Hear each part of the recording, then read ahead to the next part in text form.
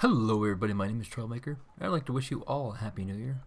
And if you celebrated New Year's yesterday because you are from New Zealand or Australia, Happy January 2nd. And if you are from Mars, New Year's will be another 2.3 years, Earth years. So moving on, Wargame Cup coverage. Tournament put on by Eugen Systems, and they've been sponsored by Intel. The free Steam games, interestingly enough, not only got delivered to the winners of round one, but everybody got their free Steam game, every single person, as a bit of a Christmas error from Eugen Systems. And just to put things in perspective, there are 1,400 people in the tournament, 700 people will get games, 700 people will get games, 700 times 50, you're looking at about $35,000 in expenses. So that's a pretty nice little Christmas gift for people. And this is the round that will in fact decide who gets to be in the beta for Wargame Airland Battles, which is their new upcoming game, which will feature fixed wing airplanes. And just to put this in perspective, this is a Gazelle, it is a helicopter, and all the air vehicles in this game are in fact helicopters. They can go up, they can go down. As far as like a modern battlefield goes, the helicopter is sort of the king, because the helicopter can enter any combat zone. Fighter jets cannot. And so in modern battles, most aircrafts are in fact going to be, Apaches and helicopters. Not many jets actually taking place beyond the initial bombardments. And so it's actually interesting because if you look at this field, it's not an urban battlefield. It's a giant open field in which fighter jets would do initial bombings. So we're going to see in Airland Battle some fixed jets that will be swooping in and adding some extra. And it's actually really exciting because Eugen Systems also developed the game Ruse, and Ruse did have fixed wing jets. So what they will add to that formula, keep in mind they've already developed games using this, will be very interesting to see, and it's very exciting if you're able to get into this beta and get to see stuff. So looking at loadouts right now, we see that there's a bird team on the map for Kenturion. I didn't even introduce these players, did I? Alright, let's start with the nato player. His name is aMassiveDonkey. I've never seen a single one of his matches, but he has an aMassiveDonkey out himself. It's an artillery unit. He has lots of Flakpanzers, lots of tows, and this map is very, very good for anti-aircraft and anti-tank weapons. And he has a few tanks, because tanks do pretty well themselves here, seeing as how much there's open territory. And our red pact players, in fact, Kenturion. Kenturion has roughly the same sort of stuff. Lots of tank destroyers, a few infantry fighting vehicles, a lot more infantry than his opponent, of course. And just gonna get stuff moving. And this clump here indicates that this pile will in fact go to Gulf, which it is. And he has a pile going off to the middle and playing very safe, keeping this command at alpha, not wanting to get completely screwed over by an all-in, which happens quite often. And we're seeing something very similar from aMassiveDonkey. He's keeping his aMassiveDonkey all the way back, but fairly wise considering that this is a prize winning match. So we have a Gazelle coming out to spot, not a bad idea, but there's an Mi-9 here matching as well. So we're going to see a little bit of a dance. You have to use your Gazelles to kind of spot the armies. You can spot three things. He sees helicopters, and they're transport helicopters he sees. And red sees a large group of infantry vehicles coming forth and some anti-tank weapons. So both players getting a nice bid. The fact that there's infantry vehicles here indicates that there's infantry up front and that he should not rush in immediately, just secure various locations and points. This is very good scouting from both players. I'm not exactly sure how their ratings are, but I assume they're fairly high rated, so they're doing very, very well with their control here. And the VAB actually going to take down the recon helicopter. Oh my god. I haven't played Far Cry 3 yet. I should. People keep telling me good things about this game. They tell me Skyrim of the sea. Looks like a VAB is going to run into a group of VPZUs. This could be a relatively even trade depending on what's inside. And I just keep getting more text messages, so I'm going to pause and answer my texts. Sorry about that. And a 1 and a 2, and whoa, let's look at what's going on here. He's actually pushing a little bit further than he ought to. He has got two VABs running into 4 VPZUs who have position here. He has an opportunity to actually snipe these because VPZUs, of course, are not particularly great against most units. They do have some incendiary grenades here, so they'll do good against the infantry in the vehicle, but the actual vehicles should dominate these VPZUs. You'll see some moto strelkies shooting rockets at the VAVs and supporting them. So theoretically, this should be a fairly significant win here for Kenturion, as he's actually just using the VAVs. He's not even deploying the infantry, not yet at least. And we can see panic on this infantry carrier. These infantry will have to be deployed eventually, and are they going to get dropped? Of course, these VPs used. Oh my god, he's just going to lose them all actually. So yes, a very good win here for Kenturion. With the support of motor strelkies, he's pushing back. There's lots of anti-tank teams here as well, and some moderate infantry fighting vehicles. This win for middle will be very key, because whoever wins the middle will gain a very large advantage. There's a nice little flank coming in here from Kenturion. It's spotted by the Gazelle helicopter, but there's unfortunately nothing really deployed to deal with this. The Saracens are being bombarded, without being deployed, and we see a lot of King of Fire pounding on this middle location. It appears that Kenturion's going to get a very, very significant lead here, already racking up 10 times the points with the Mutt not going down. But the main focus is this giant army, which is probably a little bit too too clumped up. All the flak panzers, which are of course very good at dealing with infantry, are getting routed, pushed out of play, and we see Martyr as well getting pushed out, as these moto strelkies in fact are going to rush forward and try and take a further closer position. The Zallos are actually going into a very crazy position, but whoa, aMassiveDonkey is getting sniped by the Zallo, and the Zallos continue pushing forward. They might be able to get this shotgun now, which of course only has anti-aircraft rockets, has nothing else that can actually deal with this. And here comes some toes. Toes, of course, are very unarmored, whereas Zallos are very armored, and he might just lose these toes. That's kind of scary. Going back to the middle, though, which is very much the key battle, it looks like the middle has been, in fact, cleaned completely by Kenturion, and Kenturion's shown a very good standard play here. Wipes out the toes, much underplaying by aMassiveDonkey here, as another flank has hit the south here. Looks like this flank is a little bit better covered. Lots of flak panzers, some rise pat, some Rolands, some M1 mortar carriers. Whoa, mortar carriers! If he can snipe these mortar carriers, that would be huge. I'm absolutely sorry if you had to hear that cough. I have a cough. Now, paratroopers are coming up to deal with the Zallos, and if he doesn't pull these Zallos back in time, he could lose the Zallos, and of course they are an expensive anti-tank unit. And these motor strelkies will mostly be cleaned up, but they might not, they do not get the gunship helicopters. And so now we're seeing a very clear division, in which, upon moving this command, and he will in fact move the command into Foxtrot very quickly as soon as he's secured middle, not taking any risks. And we see an anti-tank team actually going to try and move up and take a forward position. Maybe right here would be a good spot. Nice open field for it to fire into. And no, he's actually going to push even further forward. He's going for this Gazelle recon helicopter. Oh my god. The Conquerors are actually loaded down on open field. They appear to be empty on rockets, though. That's a little awkward.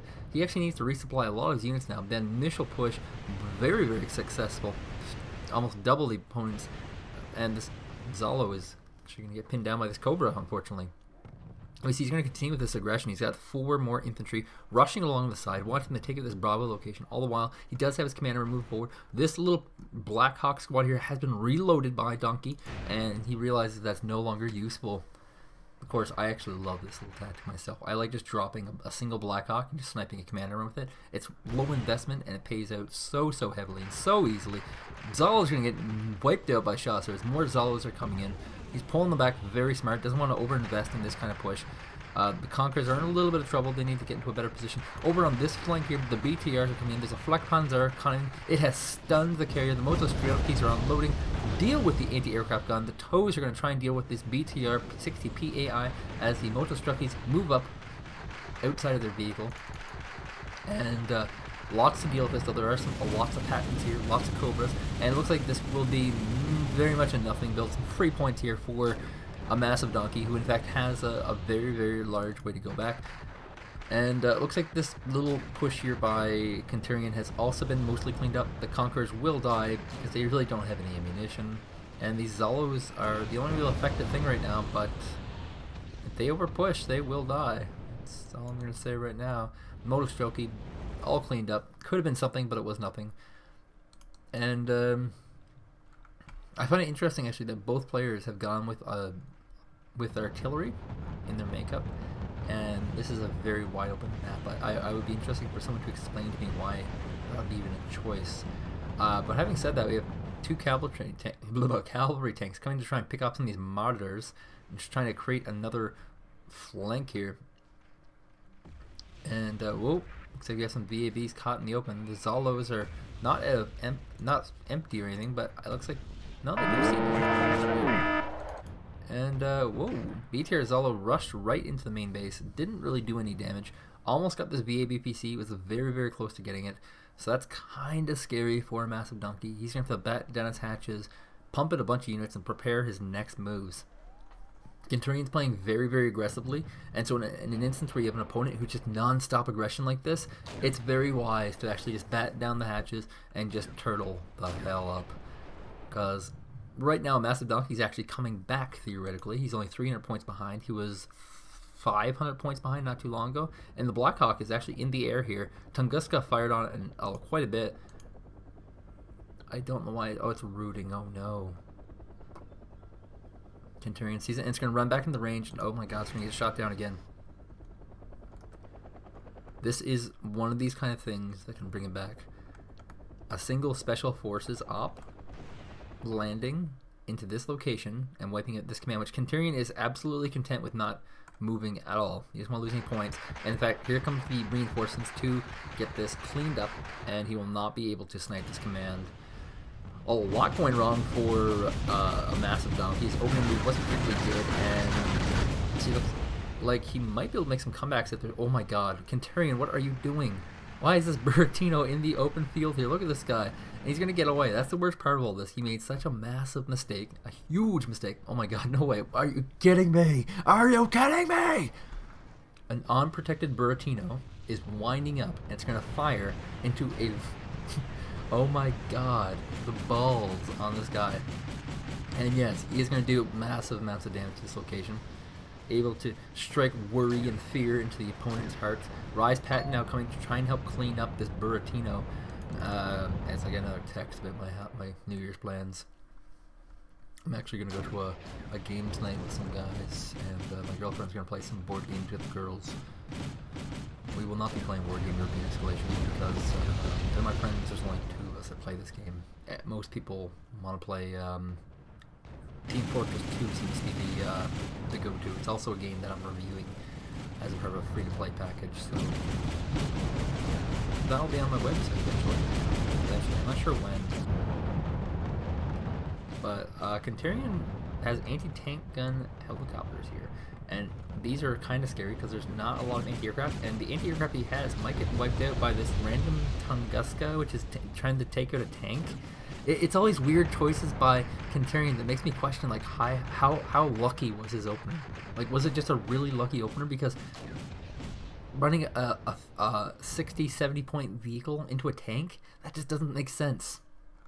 Having your Buratino out in the complete open where there's tons of tanks to snipe it and then going off and doing it, that's crazy. That is absolutely crazy. Speaking of income leads making a big difference, you can see there's a massive amount of units out now for Kenturion, who's bringing infantry and rushing them forward. There's some infantry to greet this infantry pod here, of course. Infantry are pods. The VAB PC pulled back just in time. It's taken a couple of hits. It's a little bit damaged. Cobras are actually going to get sacrificed here. That's not good. Here comes the Flak Panzers. These are very key units, the Flak Panzers. If they die, it's big trouble because there is an anti-tank gun helicopter pounding on this location, trying to take out everything, and that's the only anti-aircraft available.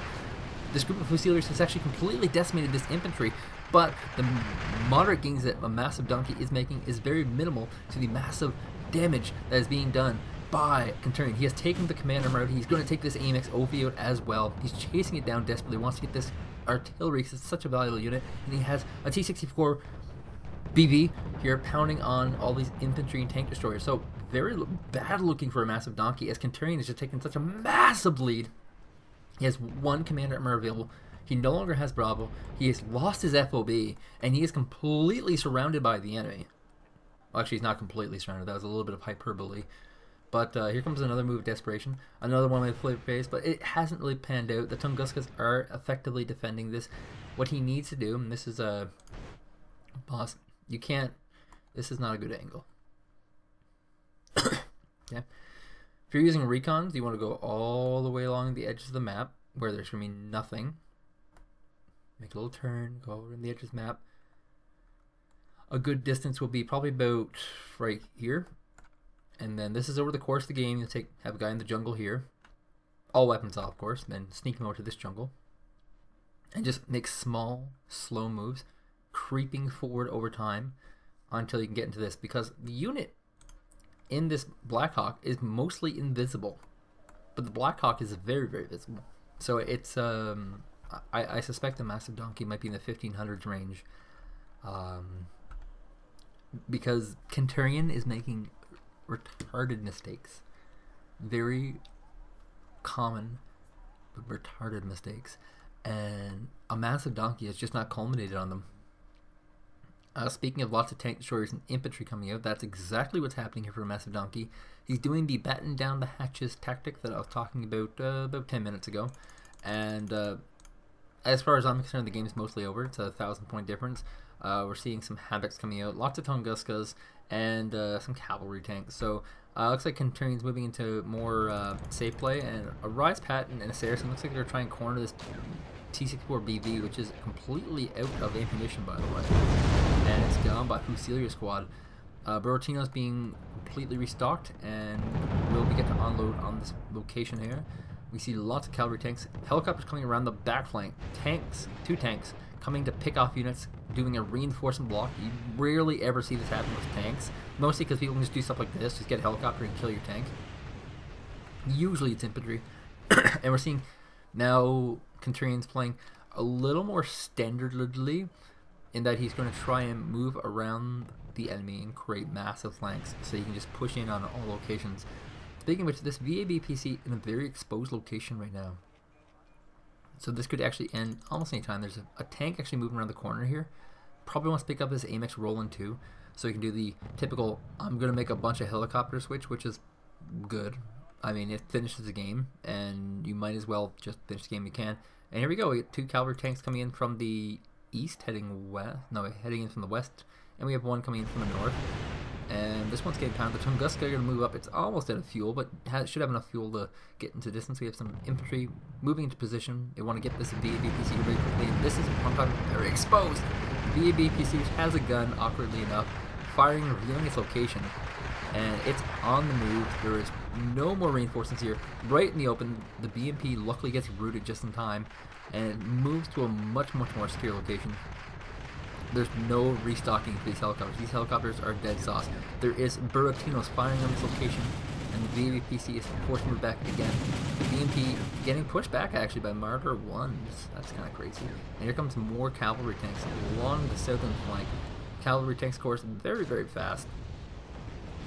Used to lead the charge. Well, not really. I don't think they're particularly armored, are they? It looks like we see a random snipe while I was trying to look up information, and you know, it's 1630 versus 1500, so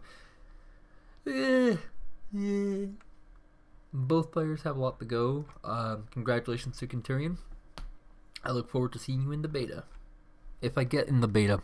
Eugen, send me a copy of the game already. I've been waiting months to get in the beta. Bunch of jerks. I'm just kidding. I love you guys.